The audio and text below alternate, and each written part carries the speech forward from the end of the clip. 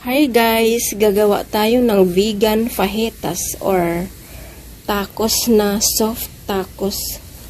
At ito simulan na natin ang magluluto. Maglagay lang tayo ng kaunting mantika sa kawali. At isunod natin ang patatas na hiniwa ko na parang french fries. Niready ko na lahat ng mga sangkap para mas madali magluto na lang tayo. Sasabihin ko na lang kung ano yung mga gulay. At isunod natin ang bell pepper or sili na malalaki na green at pula ang kulay. At isunod din natin ang onions. Lulutuin lang natin ang mga gulay hanggang sa lumambot. At yan ang ating laman ng ating ginawang fajitas. Tatakpan natin hanggang sa lumambot ang mga gulay. After mga 1 minute, ito na siya, malambot ng gulay. At ilagay na natin ang chicken nuggets. Vegan ito siya na chicken nuggets na gawa sa gulay. At yan ang pinakahuli natin nilagay dahil luto na yan siya. At maglagay lang tayo ng seasoning na tacos seasoning. Nabili ko lang sa grocery store. Maglagay din tayo ng paprika, paminta, at yan haluin lang natin. Yung taco seasoning kasi meron na yan siyang mga mixed ingredients na parang mga herbs at meron na rin siyang asin. Kaya hindi na natin dinagdagan, baka umalat pa. At dito na tayo sa paggawa ng sauce. Maglagay lang tayo ng hiniwa natin na avocado sa isang bowl at durugin lang natin gamit ang tinidor. At itong kamatis na hiniwa ko rin ng maliliit. Meron pa sana yan siyang yung coriander or wansoy pero wala ako. Kaya ang sibuyas na lang ang nilagay ko dyan. Na hiniwa ko din ng maliliit. At maglagay din tayo ng half lemon. Gamitan natin ng strainer para hindi sumama ang buto.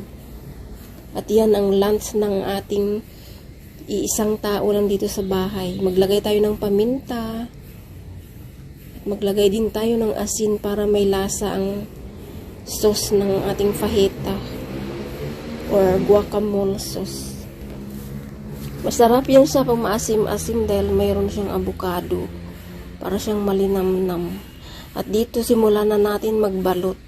Meron lang ako dyan small size na tortilla wrap.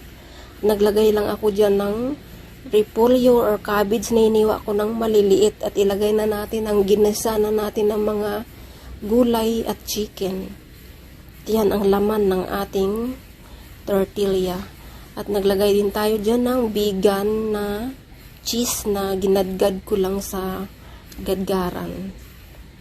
At isarado lang natin na parang cone, ganyan siya. Ang gamit natin na pang close dyan ay yung binili ko na toothpick. Malinis yan siya guys. Malinis din yung kamay natin at naghugas din tayo.